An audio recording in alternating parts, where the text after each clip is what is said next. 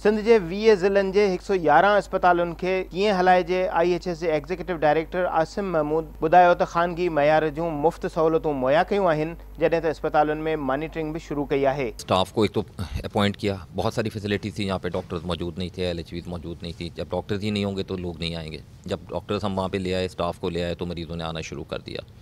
दूसरी चीज़ दवाइयों की, अद्वियात की अवेलेबिलिटी थी, क्योंकि अद्वियात भी इन जगहों के ऊपर अवेलेबल नहीं थी। और अब इस वक्त 24/7 वहाँ पे फैसिलिटीज़ के ऊपर ना सिर्फ के दवाइयाँ बल्कि अच्छी दवाइयाँ मल्टीनेशनल कंपनीज़ की अवेलेबल हैं, क्योंकि मॉनिटरिंग का सिस्टम इतना अच्छा नहीं था।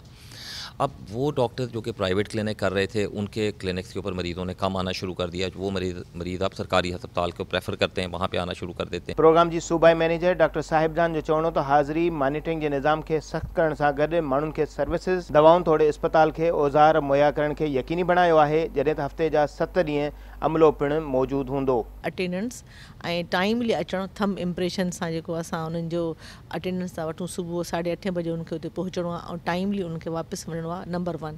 नंबर ॿियो, मॉनिटरिंग जो सिस्टम एॾो वधीक वधायो वियो आहे जो रीजनल लेवल ते बि, डिस्ट्रिक्ट लेवल ते बि ऑफिसर्स रखिया विया आहिनि, जेके सम्झो कि उन हिकु डिस्ट्रिक्ट जे अंदरि 3-3, 4-4 जेके माण्हू आहिनि, त उहे हिकु वक़्त में ई RSC जी न सिर्फ़ु इंफ्रास्ट्रक्चर पर सर्विस डिलीवरी, HR जी अवेलेबिलिटी, मेडिसिन जी अवेलेबिलिटी, इक्विपमेंट जी अवेलेबिलिटी ऐं 24/7 में जेतिरियूं बि शयूं अचनि थियूं उन्हनि जी अवेलेबिलिटी खे यकसां उन ते नज़र बि रखंदो ऐं उन जे मॉनिटरिंग सिस्टम खे असां तमामु घणो जेको आहे सो इम्प्रूव कयो आहे। IHS जे डायरेक्टर ऑपरेशन डॉक्टर उस्मान हादी जो चवणो त अकेलो कुझु न करे सघंदासीं, सियासी क़यादतूं मदद कंदियूं त जिद्दत ऐं मेहनत सां निज़ाम खे बहितर करे सघंदासीं। अकेले हम भी कुछ नहीं कर सकते। सबसे पहली चीज़ है गवर्नमेंट की सपोर्ट और पॉलिटिकल विलिंगनेस।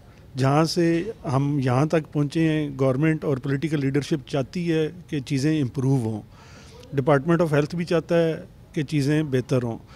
आगे कुछ हम टेक्नोलॉजी का इस्तेमाल ला रहे हैं। कोशिश ये होगी कि अगले फ़ेज़ में हम तकरीबन हर RHC लेवल पे MLMIS सॉफ्टवेयर इंस्टॉल कर रहे हैं, जिसकी मदद से दवाइयों की मैनेजमेंट, स्टॉक आउट्स ना आए। दवाई ख़त्म हो जाती है, उसके बाद ऑर्डर दिया जाता है। गवर्नमेंट की कुछ अपनी मजबूरियाँ होती हैं, कुछ सिस्टम की मजबूरियाँ होती हैं। हमें ये आसानी है कि हमारा सिस्टम जो है वो सिंपल है, लेकिन उसमें टेक्नोलॉजी का इस्तेमाल ज़्यादा है। सिंध सरकार सूबे के 20 ज़िलनि जूं 111 तैल के अस्पतालों ऐं RHCs पब्लिक प्राइवेट पार्टनरशिप तहत निजी तहवील में ॾिनियूं आहिनि। उम्मीद है त हिननि अस्पतालुनि जो जिते निज़ाम बेहतर थींदो, उते आवाम के बेहतर सहूलतूं ऐं इलाज मुयसर थींदो। कैमरामैन अरसलान खान सां गॾु डॉक्टर वाहिद बख्श पंवर, सिंध TV न्यूज़, कराची।